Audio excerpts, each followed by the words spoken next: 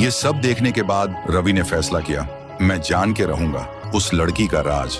फिर वो घर जाने लगता है, तभी उसे रास्ते में कुछ लड़कों की लाशें मिलती हैं। किसी के पैर नहीं, किसी के हाथ नहीं, तो किसी का सिर ही नहीं। ये देख के रवि का डर और बढ़ जाता है। सोचता है अब तक तो लाशें गायब होती थीं, लेकिन अब तो लाशें मिलने लगी हैं। वो सीधा कुएं के पास जाता है और जोर से चिल्लाता है, बस बता दो तुम कौन हो, इतना दर्द क्यों, क्या चाहती हो तुम हम सबसे। तभी कुएं के अंदर से वो लड़की निकलती है, आंखों में आग लेकर बोलती है, तू यहाँ क्यों आया है, क्यों जानना चाहता है सब कुछ, ये मेरी लड़ाई है, तू बीच में मत आ। और वो लड़की वापस कुएं में चली जाती है। रवि सोचता है इसके साथ जरूर कुछ बहुत बुरा हुआ है। अगली सुबह रवि गांव वालों को इकट्ठा करता है और बोलते हैं, अगर किसी को कुछ पता है तो अब बता दो, वरना इस बार कुछ ज्यादा ही भयानक हो सकता है। गांव वाले रोते हुए कहते हैं, उसके बारे में हमें कुछ नहीं पता। फिर रात होती है और इस बार वो लड़की सीधा लोगों के घर में घुस जाती है, लड़कों को मारने के लिए। हर तरफ सिर्फ चीखें थीं, लोग डर के मारे इधर उधर भाग रहे थे। तभी रवि उस लड़की के सामने आ जाता है और लड़की उसे जोर का एक थप्पड़ मार देती है। रवि बेहोश हो जाता है। जब रवि को होश आता है तो देखता है कि वो एक पुराने घर में है, जहाँ कुछ लड़के किसी राज की बात कर रहे होते हैं।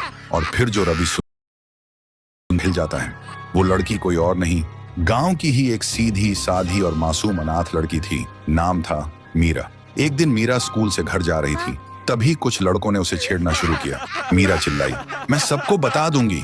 तभी उन दरिंदों ने उसे उठाया और जिंदा कुएं में फेंक दिया। वो चिल्लाती रही मगर किसी ने नहीं सुनी उसकी चीख। और मरने से पहले मीरा ने एक श्राप दिया, जब मेरी चीख कोई नहीं सुन सका तो अब हर चीख में सिर्फ मौत होगी। गांव के हर लड़के को मैं ले जाऊंगी एक एक करके। ये सब सुनते ही रवि घबरा जाता है।